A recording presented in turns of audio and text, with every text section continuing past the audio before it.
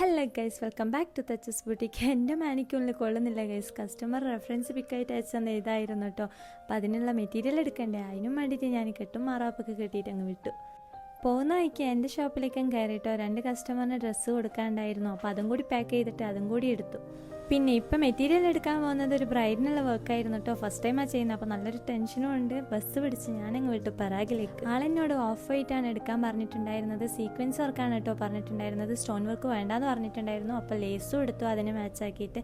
ഇതാണ് കേട്ടോ എടുത്തിട്ടുണ്ടായ മെറ്റീരിയൽ. പിന്നെ സമയം വളരെ കുറവായിരുന്നു. ഒരു ദിവസത്തിലേക്ക് കംപ്ലീറ്റ് ചെയ്ത വർക്കായിരുന്നു കേട്ടോ.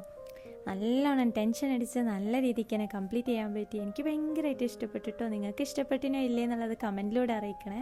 പിന്നെ കസ്റ്റമറിൻ്റെ മെഷർമെൻറ്റ് എടുക്കണമെങ്കിൽ ഞാൻ അങ്ങ് ശിവമൊഗ്ഗ വരെ പോകണം. പിന്നെ അടുത്തുള്ള കുട്ടീൻ്റെ മെഷർമെൻ്റ് ഒക്കെ എടുത്തിട്ട് അങ്ങ് ഒപ്പിച്ചു. ഫിനിഷിങ് കാണുമ്പോൾ ഭയങ്കര രസമായിരുന്നു. എനിക്ക് ഇഷ്ടപ്പെട്ടു. എനിക്ക് മാത്രമൊന്നുമല്ല, കസ്റ്റമർ ഇവിടെ വന്നിട്ട് തന്നെ എടുത്തിട്ട് പോയത് കേട്ടോ. നല്ല ക്യൂട്ടി ആയിരുന്നു. ഇട്ട് നോക്കുമ്പോൾ എന്ത് രസമെന്ന് പറയും. മാഷാ അല്ലാ.